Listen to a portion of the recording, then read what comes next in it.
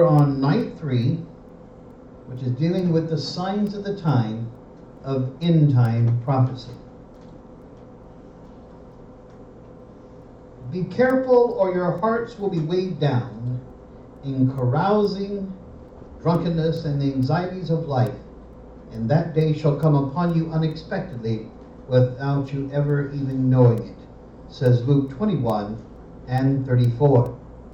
In the last few years, we've experienced terrorist attacks, tsunamis, famines, droughts, floods, weather on the rampage, the false prophecy of 2012, the militant Islamic invasions, the wars, bigotry, unimaginable crimes, man's inhumanity to man, natural and man-made disasters are all at an all-time high. And men's hearts are failing them for fear, apprehensive of what's coming on the world, says Luke 21 and 26. Can you discern the signs of the times? Ask Matthew 16 and 3. Can you discern the signs of the times? You will hear of wars and rumors of wars, but see to it that you are not alarmed. Such things must happen, but the end is still to come. Nation will rise against nation, and ethnic group against ethnic group. There will be famines and earthquakes worldwide. All of these are the beginning of birth pains, says Matthew 24, 6 to 9. If these are the birth pains, then they're going to give delivery to a baby. And so there is a reality that these birth pains all must happen before the second coming can happen. The world catastrophes increase at an alarming rate. We can face the future with confidence. Yahweh has offered each of us the security of a place of refuge through his gift of prophecy. It is a place prepared by Yahweh in Revelations 12 and 6. Though chaos may erupt around us, we can rest secure, sheltered in the palm of Yahweh's hand. 1,000 may fall at your side and 10,000 at your right hand, but it will not come near you, because he loves me, says Yahweh. I will rescue him. I'll protect him, for he acknowledges or knows my name. Psalms 91, 7 and 14. Now the disciples came and they asked Yeshua in Matthew 24, tell us when these things will be, and what will be the sign of your coming and the end of the age. So wouldn't it be nice if King Messiah Yeshua gave us a timeline of prophetic events that had to happen before he returned? He did.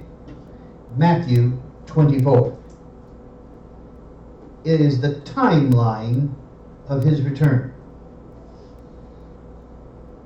When you shall see all these things, know that it is near, even at the door, says Matthew 24, 33. There'll be disasters, explosive conditions, wars and rumors of wars. And people will say, where is the promise of his coming?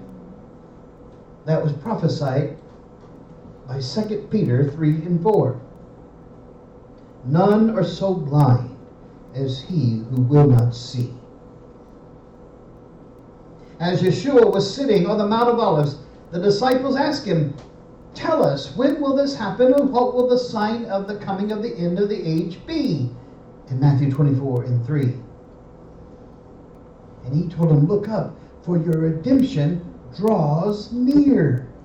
In Luke 21, 26. Daniel agrees with this, Matthew agrees with this, John agrees with this. All the prophets agree that what Yeshua said, he came to restore the kingdom. Lift up your head, your redemption draweth nigh. Now concerning end time prophecy, listen to what Yeshua says. Let no one deceive you by any means, for that day will not come unless the falling away comes first, in 2 Thessalonians 2 and 3. Let no man deceive you. That means there's going to be a lot of deception concerning end time prophecy. The first deception I can think of is the great deception of 2012. That was supposed to be when the cosmic clock finally wound down to zero and the world ended. It was based on the Mayan calendar. But the Mayan calendar does not end on December the 21st, 2012. It was just the end of a cycle. And it was the beginning of a new cycle. It's just like on December 31. That's not the end of the world. That's just the end of a cycle, the end of our calendar. But a new calendar begins on January 1. The 2012 apocalypse hysteria sprang from the New Age reasoning that the Mayans stopped making calendars because they knew when the earth would end. And since the New Agers are happy, those scientifically illiterate people shows their doomsday or great spiritual awakening or world reboot or some other hippie consciousness is basically nonsense. So the Mayans, who were busy pulling strings through people's tongues, did not have the end of the world as we know it in mind. They were chiseling their stones, building pyramids, and calculating their gear-like calendars. Calendar finish does not equal the end of the world. See, time in the universe is infinite. But the amount of stone in Latin America is not. At some point, the Mayans had to stop chiseling calendars. What should have stayed as a fringe belief turned into mass hysteria because of one movie, 2012, that has made over $700 billion. That spawned 3 award-winning documentaries on the History Channel: Decoding the Past, 2012 Doomsday, and Nostradamus 2012. History Channel. What's happened to you? Because of this, NASA has had to take time out of their busy schedule of frontier pushing, satellite placing, space exploring, to explain that a human sacrificing Stone Age society that had not invented the wheel nor glass to make telescopes didn't know more about science than scientists of today. But still the crazies kept on making wilder claims. Remember, they said, 2012, it's going to cause a pole shift. Didn't. The rotation of the axis is going to cause a pole shift. Didn't. Planet X is going to crash into the earth and destroy it. Didn't. Killer solar storms are going to fry us to death. Didn't. There's going to be a planetary alignment, and it's going to be so strong that it's going to pull us off course, and we're going to hurl into the sun. Didn't. A supernova is going to end us. The whole solar system is going to fry. Didn't happen. There's going to be an alien invasion. Really? That's just ludicrous, isn't it? Or is it? Has anybody seen this guy? That's scary, isn't it? He just might be an alien. Yeah, 6 fingers. There's going to be an intergalactic synchronization beam. Whatever that is. None of these things happen because a sane person would wonder how the Mayans could predict astronomical anomalies, yet couldn't predict the Spanish invaders that would wipe them out. That's because the Mayans never predicted anything, much less an apocalypse. It was all just a hoax to sell books and movies. The hippies, Hollywood, and the History Channel. Those that said that the end would happen weren't even my end. Carl Sagan made this observation, and I quote, "Extraordinary claims require extraordinary evidence. Since the beginning of time, there have been literally hundreds of thousands of predictions for the end of the world, and we're still here." End of quote. The crazies who believe aren't swayed by reality. Remember what is said in our scriptures. Let no one deceive you by any means, for that day will not come unless the rebellion or the falling away comes first. 2 Thessalonians 2:3. That rebellion began with Mystery Babylon. I saw a woman sitting on a scarlet beast, which was full of the names of blasphemy, having 7 heads and 10 horns. The woman was arrayed in purple and scarlet, and adorned with gold and precious stones and pearls, having in her hand a golden cup full of the abominations and the filthiness of her fornication. And on her forehead a name was written, Mystery Babylon the Great, the mother of harlots and of the abominations of the earth. Revelation 17:1-5. Who is this Mystery Babylon?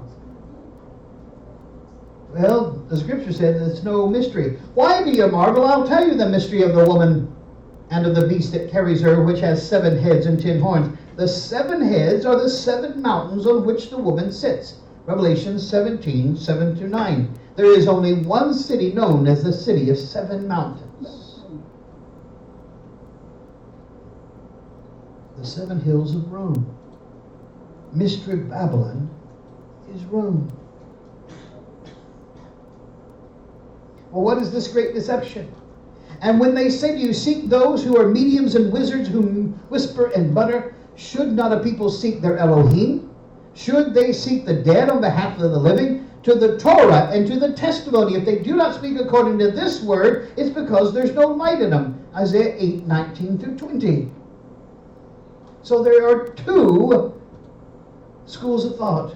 There's Yahweh's, and he said, go to the Torah and to the testimony for your answers. And there's Mystery Babylon's way of whispering and muttering.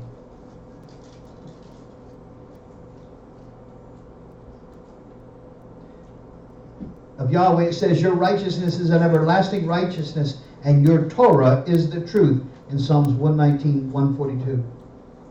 Christianity says, to establish the gospel, grace and truth, which came by Christ, the law was taken away. When the law reaches its fulfillment, it will pass away. It's not eternal, because Christ is the end of the law. Romans 10:4. End of quote. That's not what Romans 10:4 says.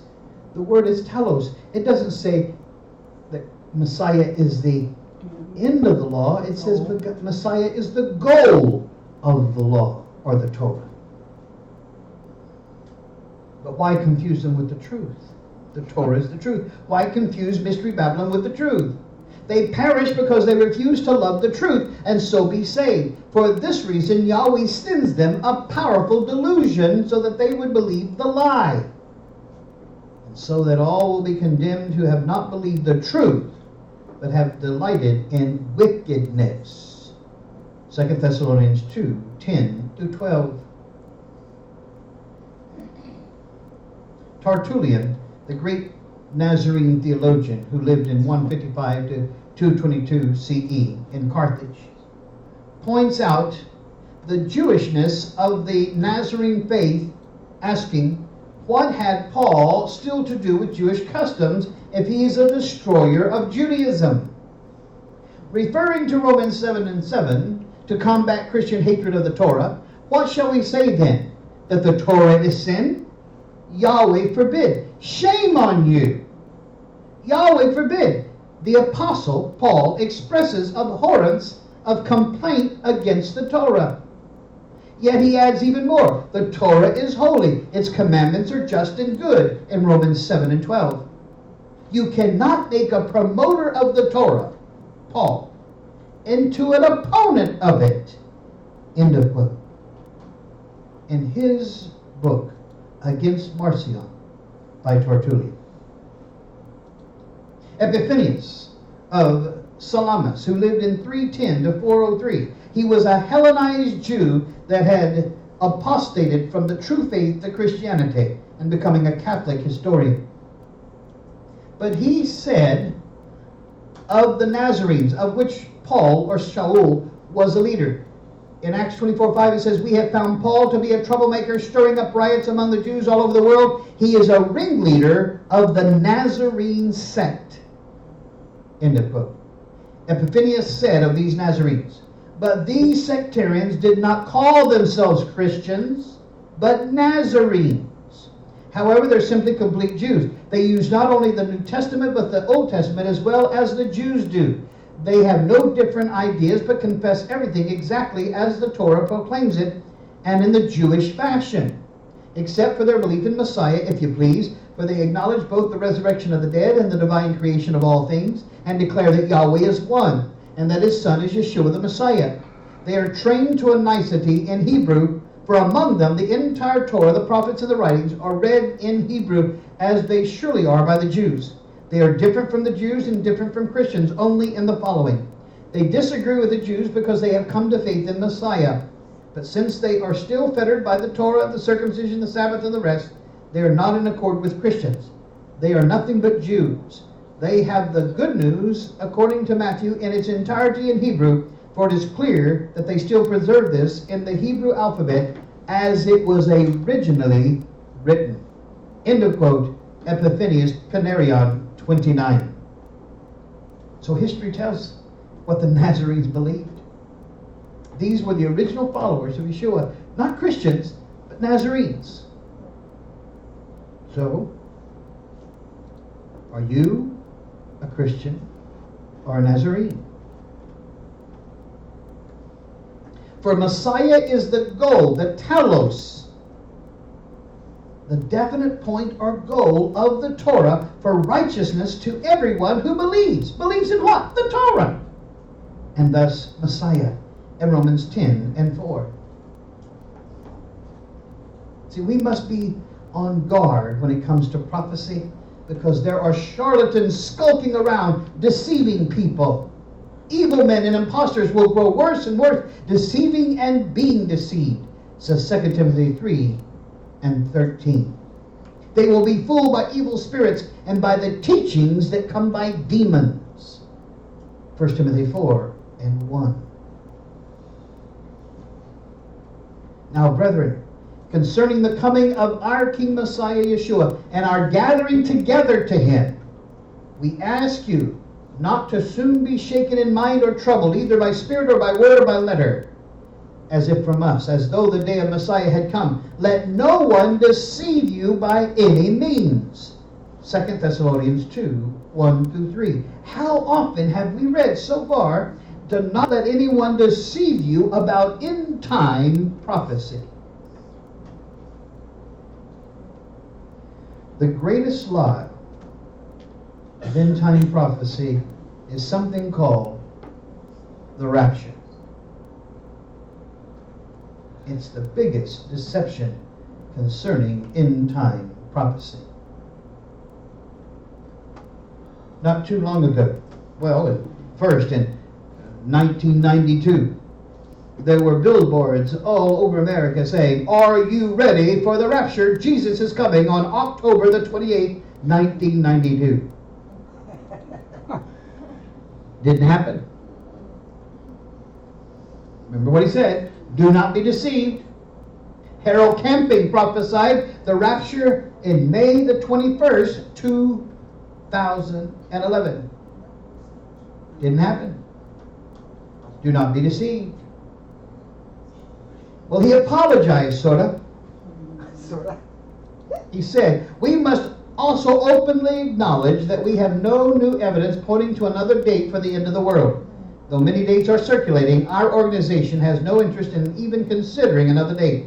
God has humbled us through the events of May the 21st to continue to even more fervently search the Scriptures, not to find dates, but to be more faithful in our understanding.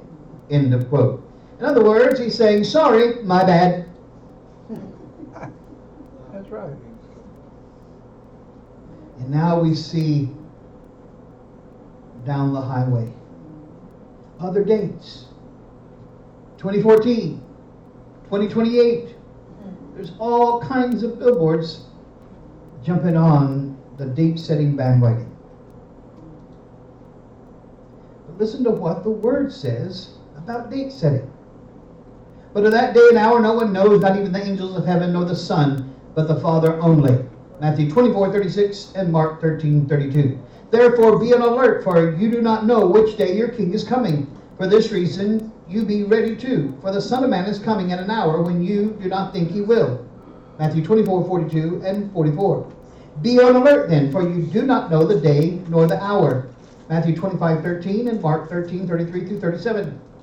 It is not for you to know the times or the epochs which the Father has fixed by his own authority. Acts 1 and 7. Now as to the time and the epochs, brethren, you have no need of anything to be written to you, for you yourselves know full well that the day of the Lord will come just like a thief in the night. 1 Thessalonians 5, 1 through 2. So he says, you don't need to know the date. You just need to be ready. Yahweh will hasten it in its time. During the Protestant Reformation of the 1500s, Martin Luther arose like a lion in Germany. Luther turned to the prophecies and read about the little horn, the man of sin, and the beast. And he was convinced these prophecies applied to the Roman Catholic Church. So at the risk of losing his life, Martin Luther began teaching publicly and in print to an astonished Europe that Papal Rome was indeed the Antichrist of Bible prophecy. Because of this dual message of salvation through faith in Jesus Christ apart from works, and of Papal Rome being the Antichrist, the river of history literally changed its course. Hundreds of thousands of people in Europe and in England left the Catholic Church.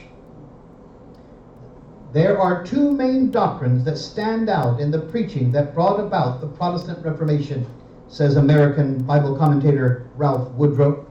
And he reminds us, the just shall live by faith, not by the works of Romanism, and the papacy is the Antichrist of Scripture. It was a message for Christ against the Antichrist. The entire Reformation rests upon this twofold testimony. End of quote. But the church wasn't going to take Luther's antagonism laying down. From 1545 through 1563, the Catholic Church convened for 3 sessions, one of its most famous councils in history, which took place north of Rome in the city called Trent. One of the main purposes of this council was for the Catholics to plan a counterattack against Martin Luther and the Protestants. Up to this point, Rome's main method of attack had been largely frontal, the open burning of Bibles and of heretics. Yet this warfare only confirmed in the minds of Protestants the conviction that Papal Rome was indeed the beast which would make war with the saints. Misquoting Revelations 13 and 7. Therefore, a new tactic was needed, something less obvious.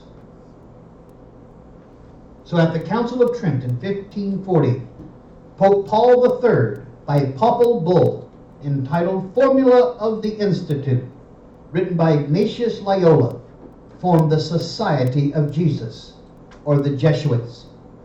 Ignatius and 6 other young men gathered and professed vows to the Roman Catholic Church. And this is what they said: that we may be altogether of the same mind in conformity. If the church shall have defined anything to be black, which to our eyes appears white, we ought in like manner to pronounce it black. End of quote. Thus goes the opening lines of the founding document that would declare the Society of Jesus was founded to, and I quote, strive especially for the propagation and defense of the faith and progressive souls in Christian life and doctrine. End of quote.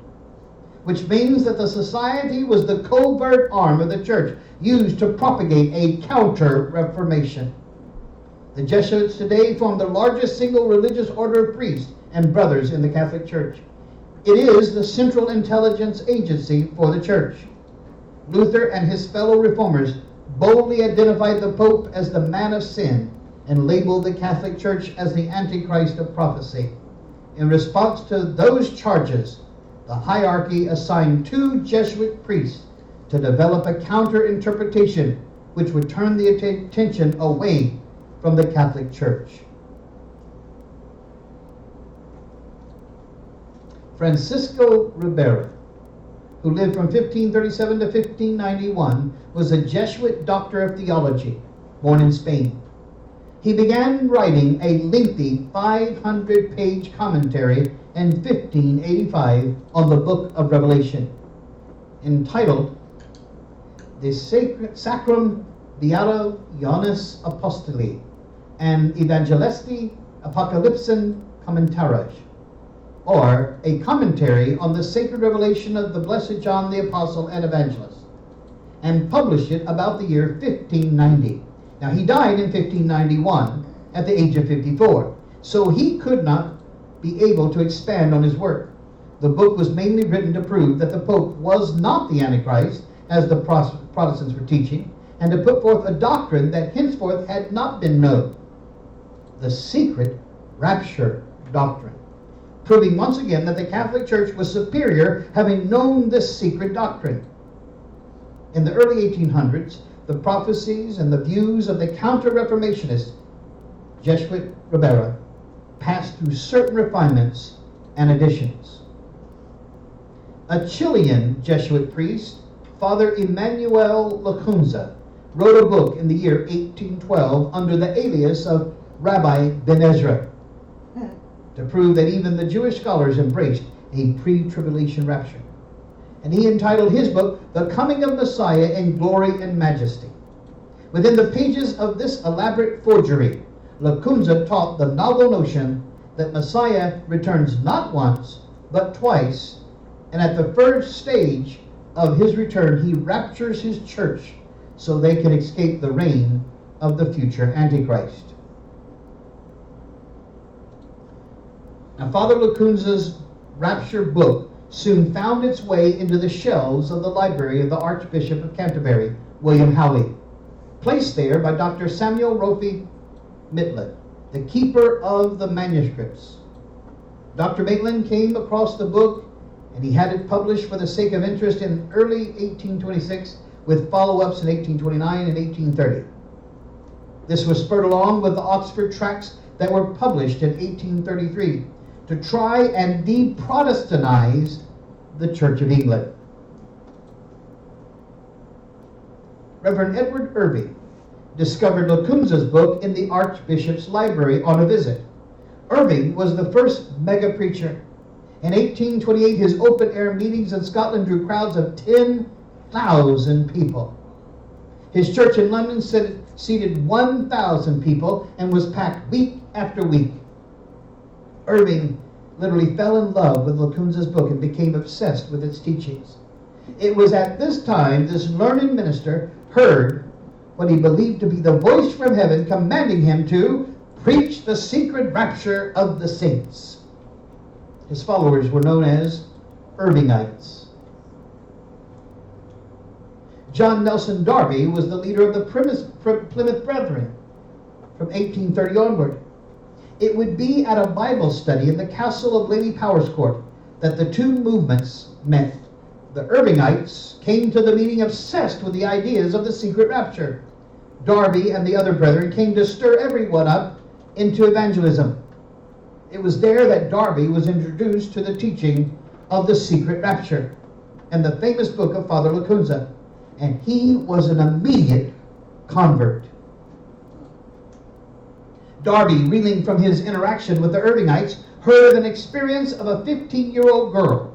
So he traveled to northern Scotland to meet Margaret MacDonald, the young girl who had a vision during a serious illness that convinced her Christ would come in 2 stages.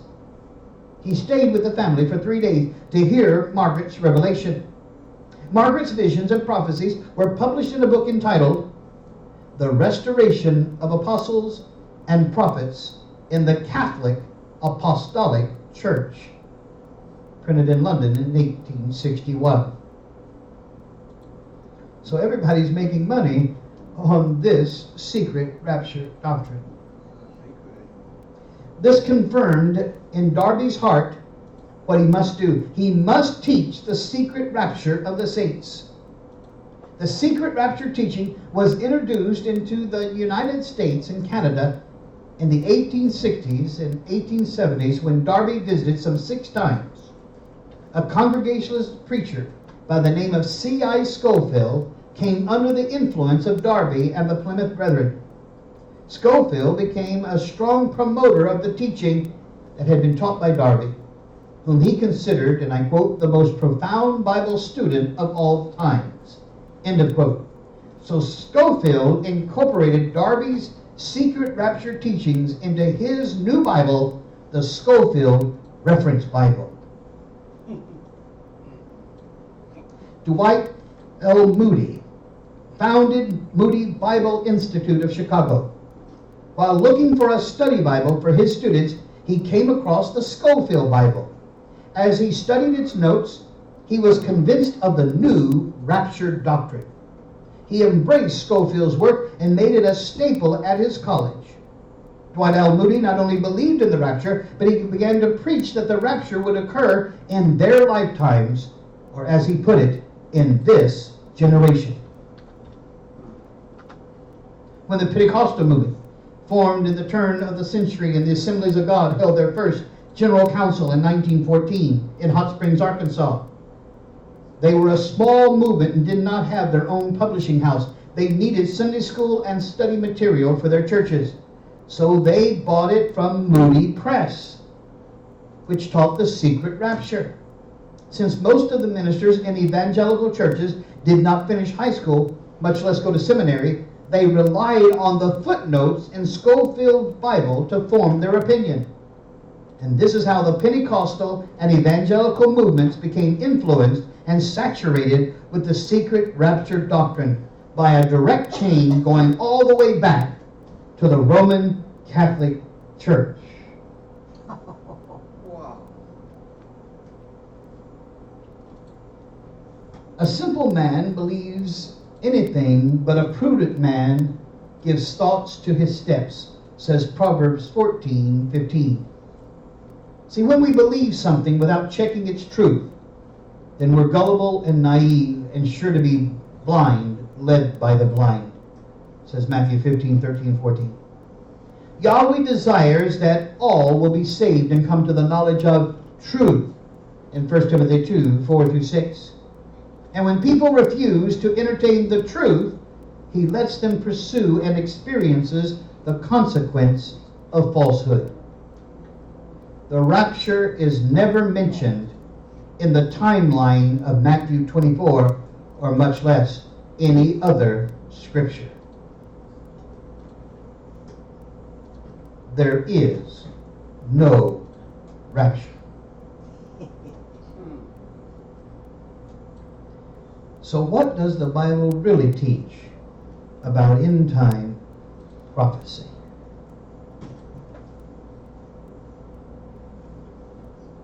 As it was in the days of Noah, so shall it be also at the coming of the Son of Man. Matthew 24:36-44. Well, in terms of the sin, evil, and wickedness upon the earth, the days of Noah were extreme. Yeshua said, "For nation shall rise against nation, and kingdom against kingdom, and there shall be famines and pestilence and earthquakes in diverse places," or worldwide. All of these are the beginning of sorrows. Matthew 24:7-8. Now that word, sorrows, is the Greek word odin, meaning the pain of childbirth or travail pain, birth pains, in other words. In Hebrew it's called Haveli, meaning to cause or help to bring forth a childbirth or distress. So are we living in the days of these birth pangs of Messiah? Is it really time?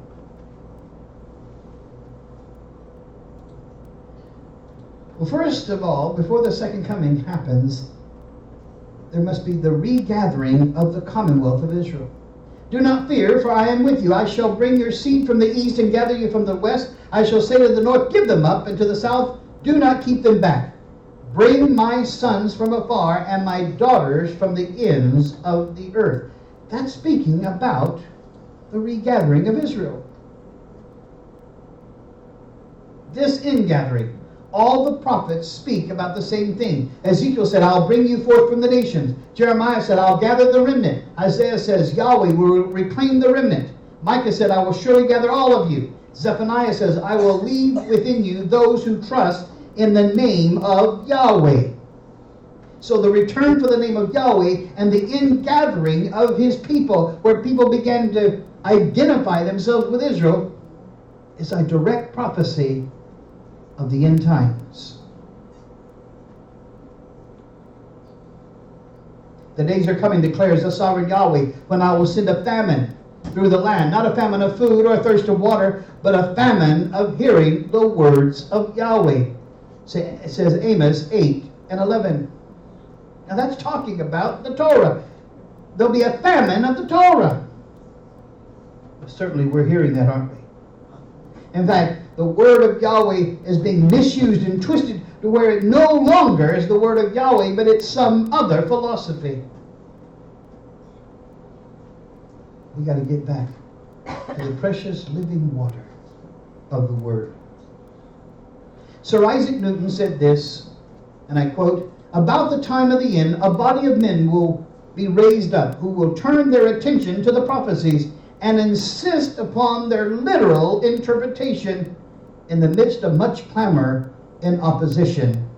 End of quote. The dragon was enraged at the woman is Israel, and went off to wage war against the rest of her offspring, those who keep Yahweh's commands, the Torah, and hold fast the testimony about Yeshua. Revelations 12:17. Remember, if they don't speak according to the Torah and the testimony, there's no light in them. Don't listen to them. But we, the offspring of Israel, will keep Yahweh's commands, the Torah, and hold fast the testimony about Yeshua, says Revelations 12 and 17.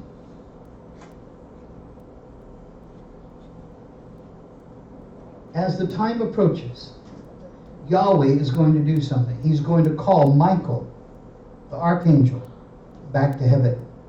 No one supports me against them, the workers of iniquity, except Michael, your prince. Daniel 10 and 2.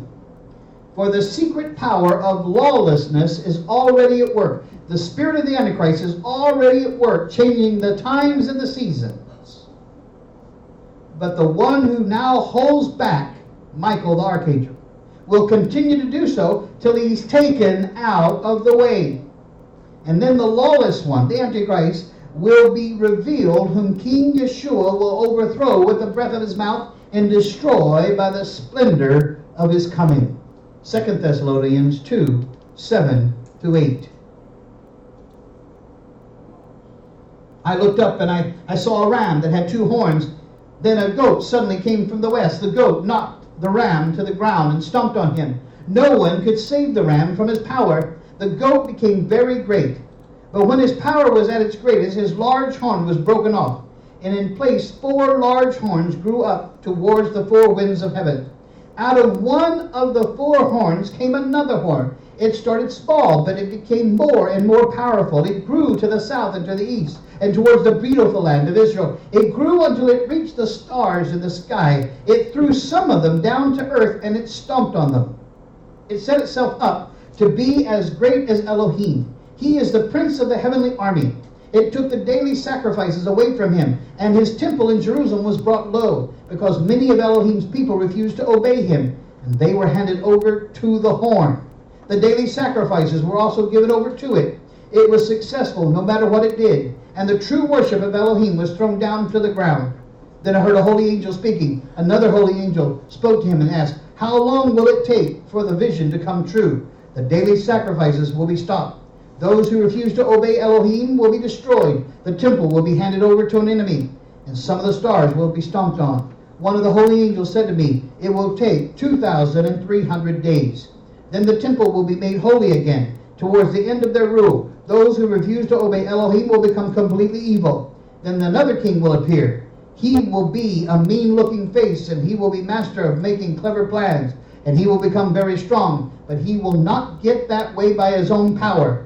People will be amazed at the way he destroys everything. He will be successful no matter what he does. He will destroy the mighty men and the holy people. He will tell lies in order to succeed.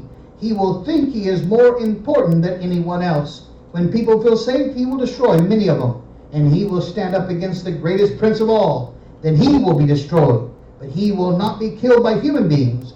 The vision of the evening and morning that has been given to you is true, but seal up the vision. It tells about a time far off. Daniel 8 and 3, 5, 8 through 14, and 23 through 26. So, this negative Messiah, this little horn, the Mashiach Nagid, the Antichrist, he arose out of the fourth beast. He is among the 10 horns. He comes after the 10 horns. He is different from the other horns. A look more stout than his fellows. He uproots 3 kingdoms when he appears. He speaks great wonders against the Most High. And he wears out the saints of the Most High. And he seeks to change the times and the laws. And he reigned for a time, times, and a dividing of times. 3.5 years.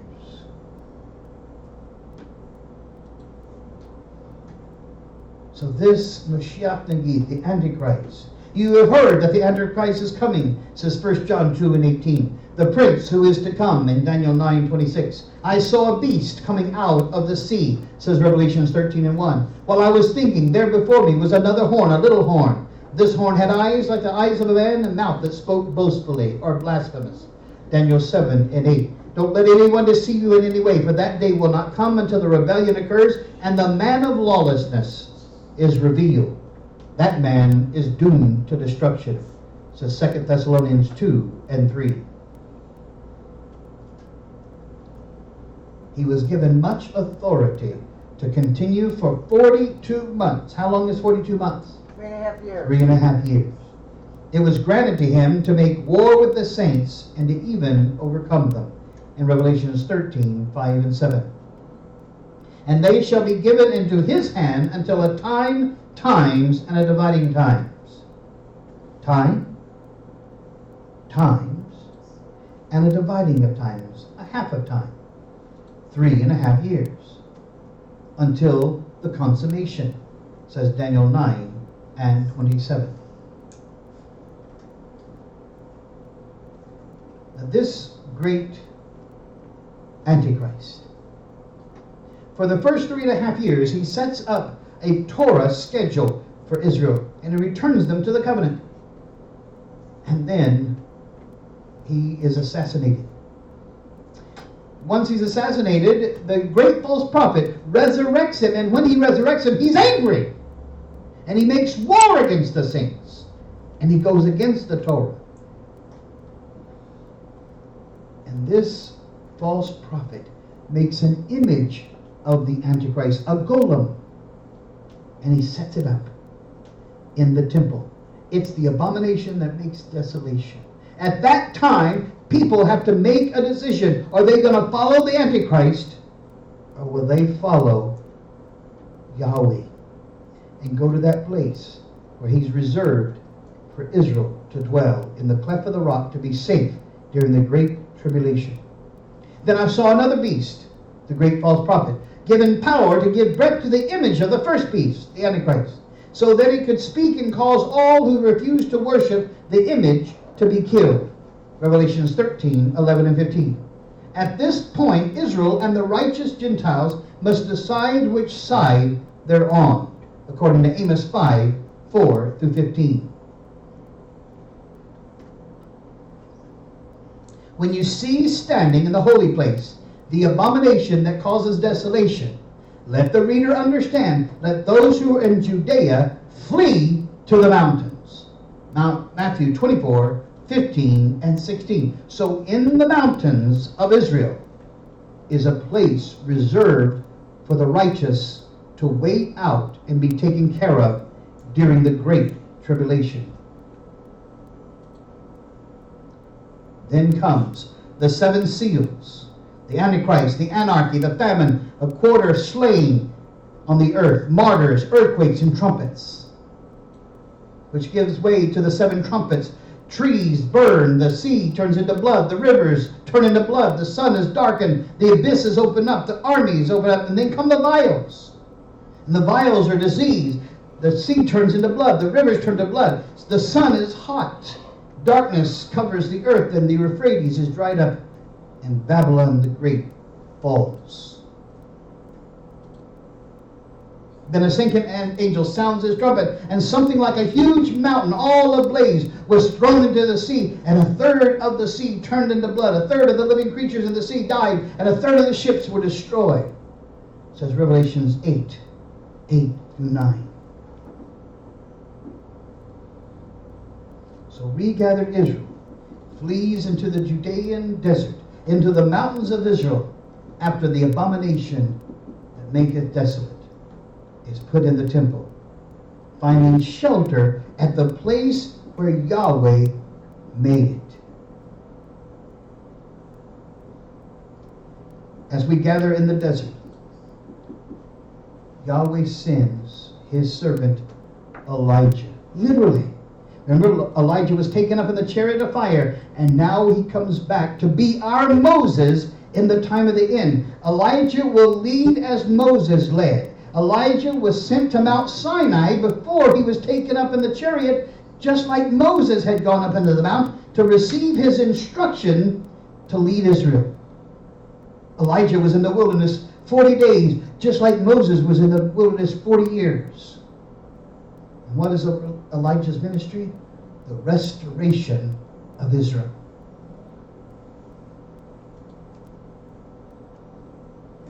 So Yahweh brings Israel back from captivity. And he'll gather you again from all the nations so that we can flee to the mountains. This is literally the second Exodus, the greater Exodus. The first Exodus, Moses was coming from Egypt, going into the promised land. The second Exodus, we leave Judea and we go to that place where Yahweh made a safety place for us. Remember, the new covenant is the law of return. When he says, these are the terms of the covenant Yahweh made with Israel in Moab, in addition to the covenant at Horeb, when you and your children return to Yahweh and obey him with all your heart and soul, then Yahweh will bring you back from captivity and gather you and bring you back. Deuteronomy 29 and 1 and 30, 1 through 4. Then the woman fled into the wilderness, where she has a place prepared by Yahweh that they should feed her there 1,260 days. How many years is that? 3.5 years. Revelations 12 and 6.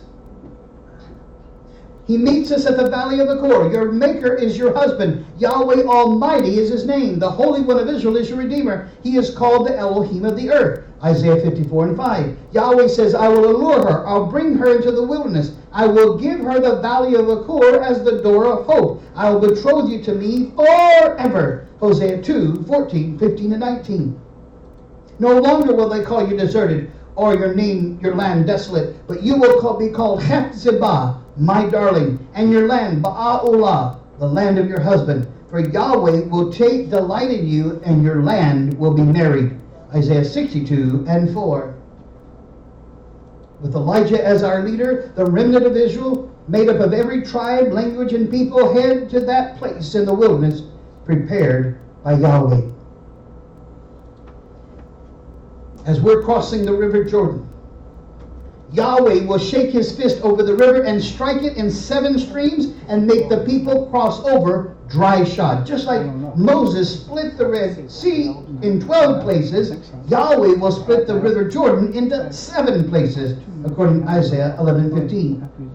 Now at the same time, the serpent spewed water like a river to overtake the woman and sweep her away with a torrent, but the earth helped the woman by opening its mouth and swallowing the river, in Revelation 12:15-16. So Yahweh is splitting the river, and at the same time the devil is sending out a flood towards it, and he causes the earth to open up and just swallow the flood, so that we can go over dry shod as we're going to that place. And a highway shall be there, and a road, and it shall be called the highway of holiness, says Isaiah 35:8.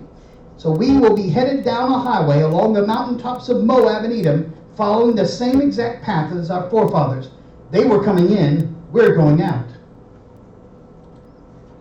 Come near, you nations, for my sword shall come down on Edom. The sword of Yahweh is filled with blood. Yahweh has a sacrifice in Bozrah or Petra. Now you know the place where Yahweh has for us. As the Antichrist forces are following us, we're going into Petra. Suddenly, Yahweh brings his sword down on those that are pursuing us, and a great slaughter is in the land of Edom, says Isaiah 34:1, 5, and 6. Fallen, fallen is Babylon the Great. She's become a dwelling place for the demons and a haunt for every impure spirit. So at this time, the belief system of the Antichrist falls. The Antichrist will also invade the beautiful land. Many countries will fall. But Edom and Moab and the leaders of Ammon will be delivered from his hand, says Daniel 11:41.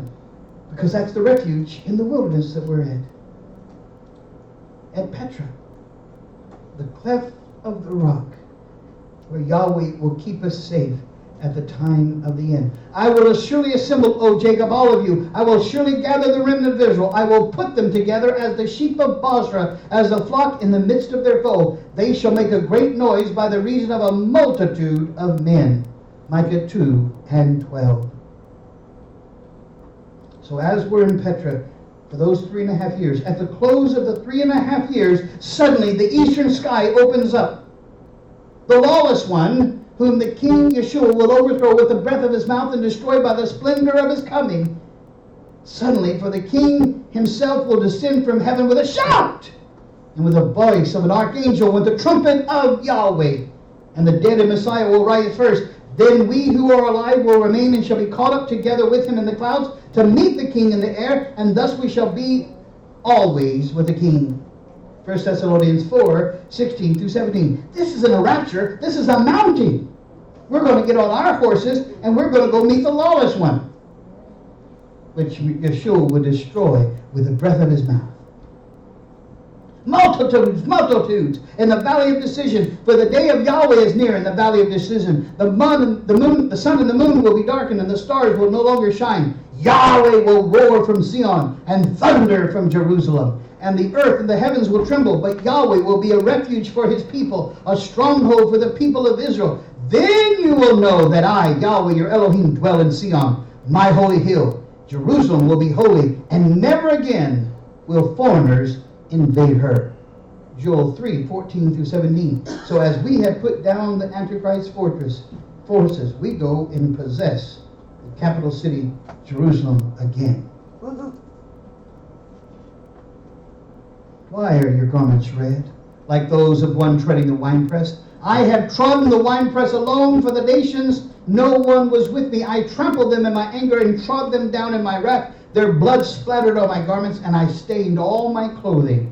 It was for me the day of vengeance. The year for me to redeem had come. Isaiah 63:2-4. So as we are aligning ourselves around the valley of Jehoshaphat, we watch as King Messiah Yeshua destroys the Antichrist forces along with the armies of the world that come against the kingdom. The beast was captured, and then the false prophet who had performed the signs on his behalf. With these signs he had deluded those who had received the mark of the beast and worshipped its image. The two of them were thrown alive into the fiery lake of burning sulfur. Revelations 19 and 20. So we began to arrest those ringleaders of the rebellion and throw them into hell. I saw an angel coming down of heaven, having the keys of the abyss and holding in his hand a great chain. He seized the dragon, that ancient serpent, who is the devil or Satan, and bound him for 1,000 years. He threw him into the abyss and locked and sealed it over him to keep him from deceiving the nations any more until 1,000 years was ended. Revelations 20, 1 through 3. Everyone who calls upon the name of Yahweh will be saved, says Joel 2:32. And they shall know, for I am Yahweh, says Ezekiel 20 and 33 or 38. The days are coming, declares Yahweh, when I will raise up to David a righteous branch. In his days Judah will be saved, and Israel will dwell in safety. And this is the name by which he'll be called, Yahweh Zidkenu, Yahweh our righteousness. Jeremiah 23, 5 through 6. So when Yeshua comes back and puts down all the forces of evil, he won't be coming as Yeshua any longer. He'll be coming as Yahweh Zidkenu. And then it will be done. Thank you for listening tonight. And thank you for being in the great prophecy seminar.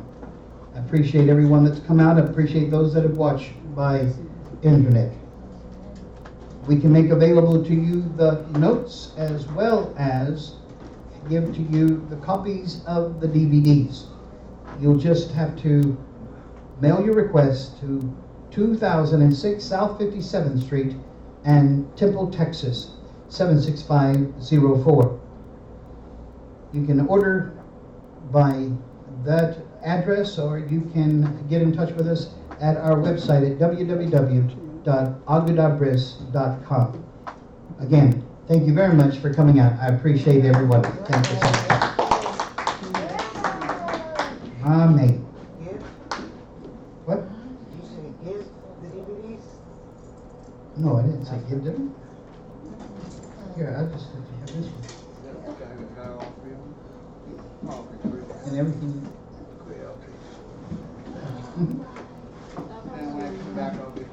Awesome job finishing on time. Well, did you enjoy it? Oh, yes, I always enjoy it. How many times have you been through it? 2 or 3? 3?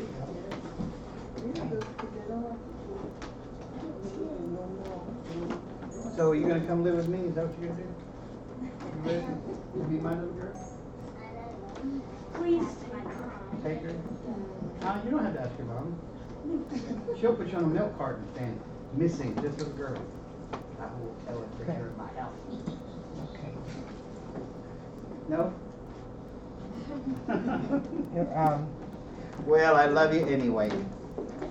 What, hon? we're running about 2 minutes behind. Bye-bye, y'all. Thank y'all for coming, girls. Bye-bye, Nicole.